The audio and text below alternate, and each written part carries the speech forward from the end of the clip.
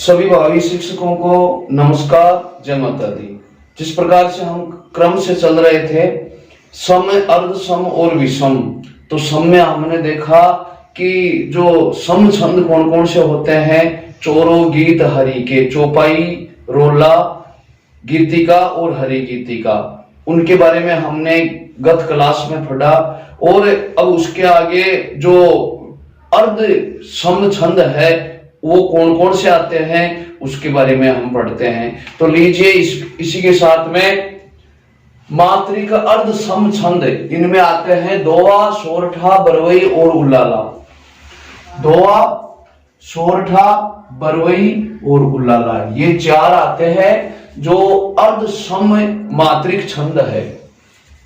तो इनको याद करने का जो अगर तरीका देखा जाए, 200 बर उल्लाला के, 200 बर उल्लाला के, 200 बर उल्लाला के, उल्लाला के, इस प्रकार से इसको ट्रिक से याद करेंगे।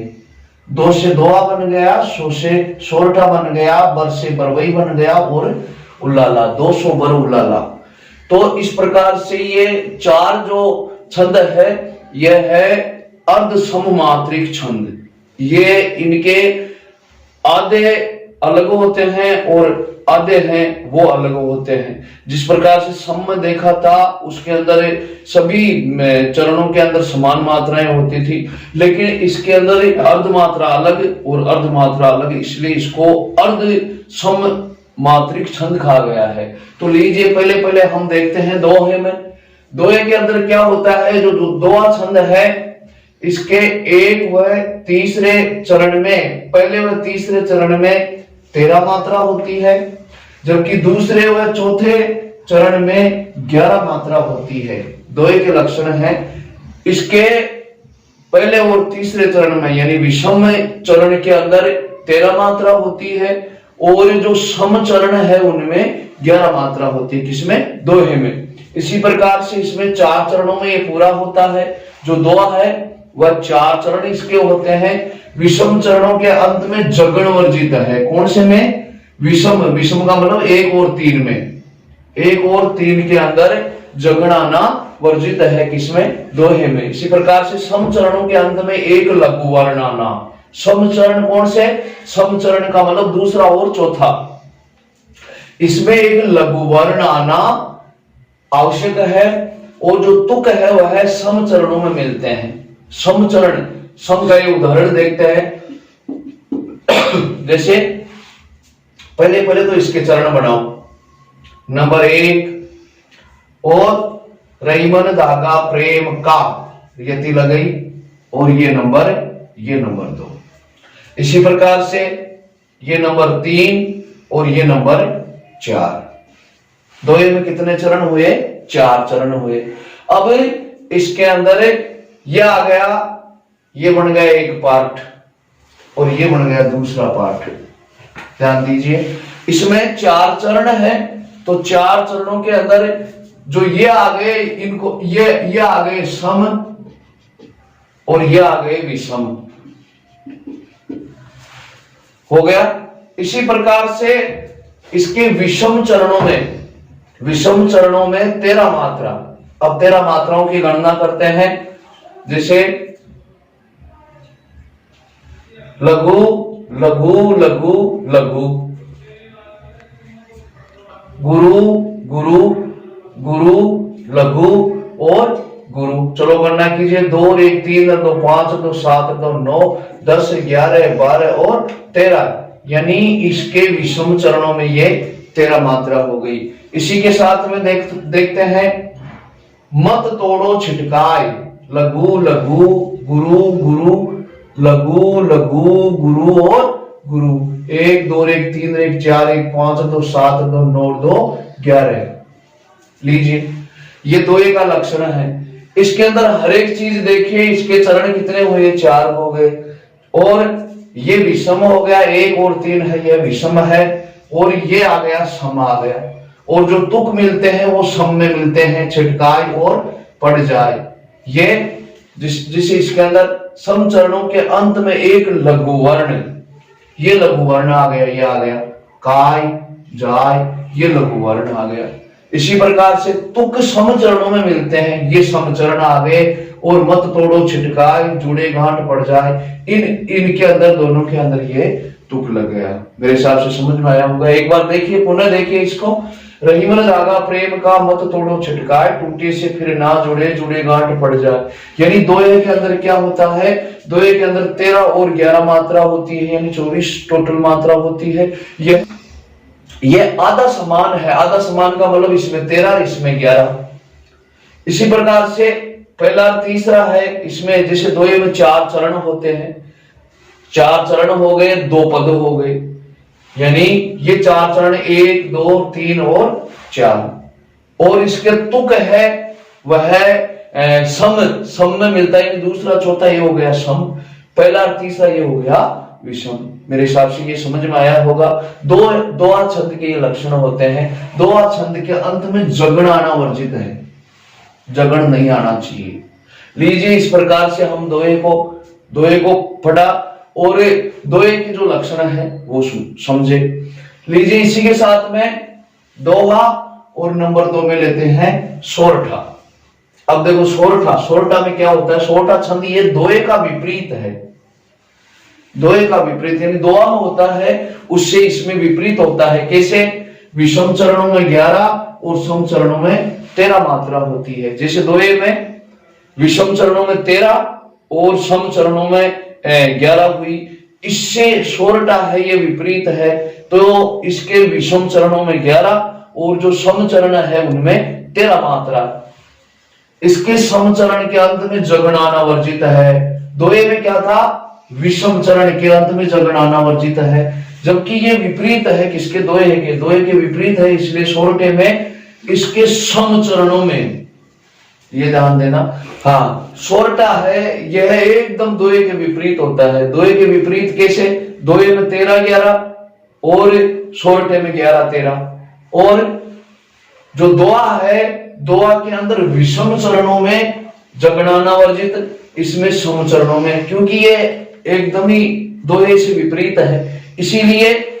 और इसके सम चरणों के अंत में ये जगणाना वर्जित है। और विषम चरणों के अंत में एक लघु वर्ण है। विषम चरण कौन सा, पहला और तीसरा। और उसमें क्या किया गया था, उसके अंदर सम चरणों में अंत में यह एक लघु वर्ण आना आवश्यक। और सोरठा के अंदर इसमें विषम चरणों में एक लघु वर्ण आना आवश्यक। लीजिए, अब इसके बारे में भी हम उसी प्रकार से देखते हैं। लो, 1 2 3 और 4, नंबर 1 नंबर 2 नंबर 3 और ये नंबर 4। लीजिए, ये 4 चरण हो गए। सोरठे में भी वही 4 चरण होते हैं, लेकिन ये दोहा के विपरीत होता है। अब लीजिए, दोहा के विपरीत कैसे, जैसे दोहा के अंदर होती थी 13 + 11 मात्रा, जबकि ये उसका उल्टा है। चलो लगाओ मात्रा, लघु लघु गुरु लघु और लघु, गुरु गुरु और लघु। चलो 2 और 2 4, 2 6 2 8 2 10 1, ये हो गई 11 मात्रा हो गई। और इसके अंदर देखो, गुरु लघु लघु गुरु गुरु लघु लघु लघु और गुरु। 2 1 3, 3 2 5, 2 7 2 9, 9 और 2 11, 11 और 2 13, 11 और 13 ये 24 मात्रा हो गई। उसके अंदर पहले और तीसरे के अंदर 13 होती थी, जबकि ये उसका विपरीत है। इसलिए इसके जो विषम चरण है, बस वही बात, ये इसके विषम चरण आ गए और ये इसके सम चरण आ गए। दोहे में सम चरणों में तुक मिलते थे, जबकि इसके अंदर विषम चरणों में, जैसे सुनी केवट के बेन, विहन से करुणा एन, बेन और एन, यानी ये विषम चरणों में इसका तुक मिला, जबकि दोहे का मिला था सम चरणों के अंदर हुआ। इसी प्रकार से जो सोरठा है, सोरठा के अंदर जो 11 और 13 मात्राएं लगी, और इसके अंदर इसके सम चरणों के अंत में जगनाना, सम उसमें था विषम और इसमें आ गया सम। विषम चरणों के अंत में एक लघु वर्ण है, लघु वर्ण उसके अंदर देखा था कि सम के अंदर आना चाहिए, जबकि इसके अंदर ये विषम के अंदर ये लघु आना चाहिए, ये लघु आ गया। ये हुआ दोहा और सोरठा। दोहा के एकदम विपरीत आ गया, वो आ गया सोरठा। चलो अब देखते हैं अब तीसरा। लीजिए इसी क्रम में देख रहे थे, दोहा सोरठा देखा, बरवई और उलाला। बरवई और उलाला में क्या होता है? लीजिए जो बरवई छंद है, बरवई छंद की विशेषता है इसके विषम चरणों में 12 मात्रा होती है, जबकि सम चरणों में 7 मात्रा, यानी 12 7 19 मात्रा इसके अंदर होती है। कौन से में? बरवई में।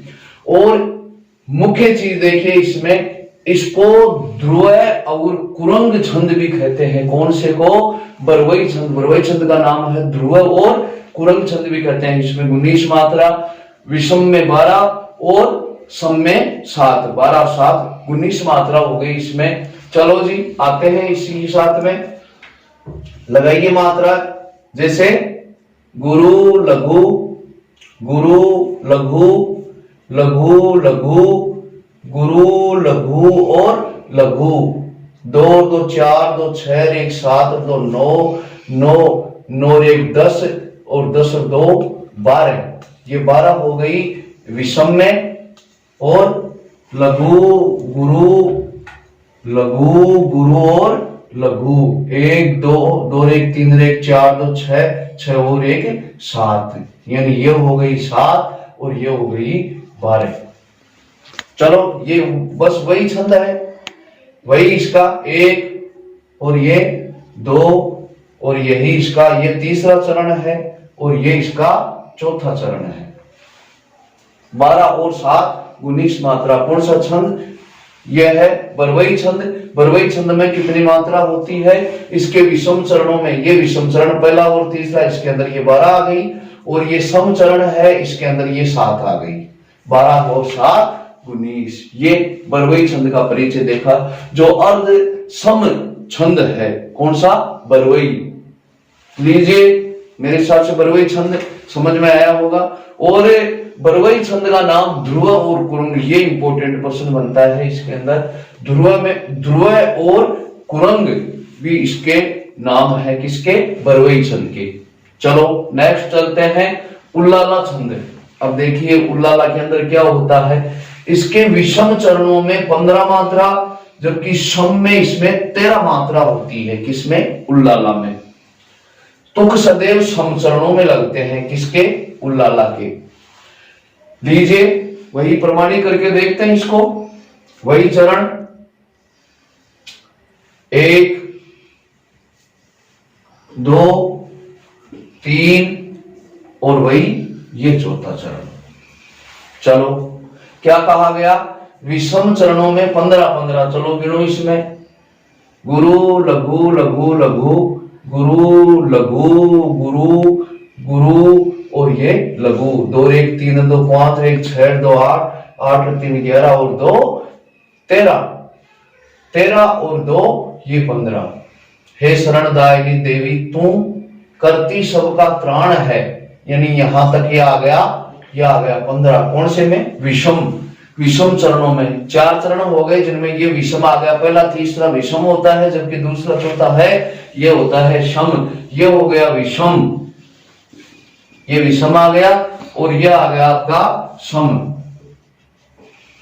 सम विषम के अंदर 15 मात्रा हो गई।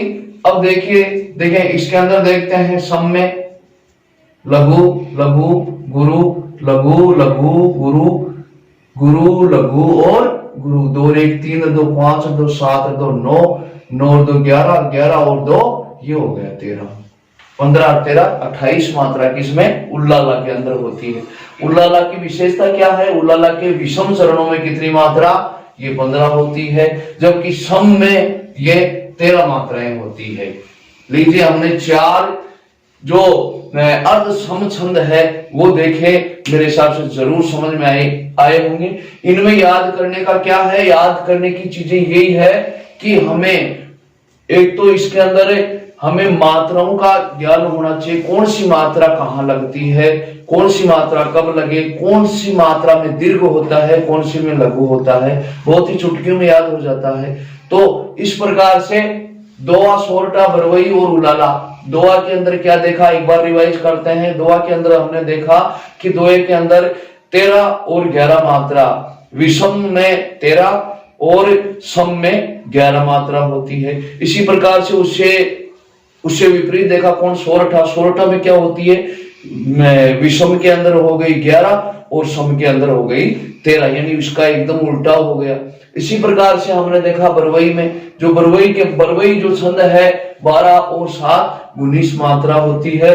और जो इसके लक्षण है, बरवई का नाम है ध्रुव और इसी का नाम है पुरंग। इसी प्रकार से लास्ट देखा हमने उल्लाला। उल्लाला छंद के अंदर देखा कि जो विषम है, विषम में 15 मात्रा लगती है, जबकि सम में है 13 मात्रा लगती है। इसी प्रकार से जो तुक है वो सम में मिलते हैं, जैसे त्राण और आ गया प्राण।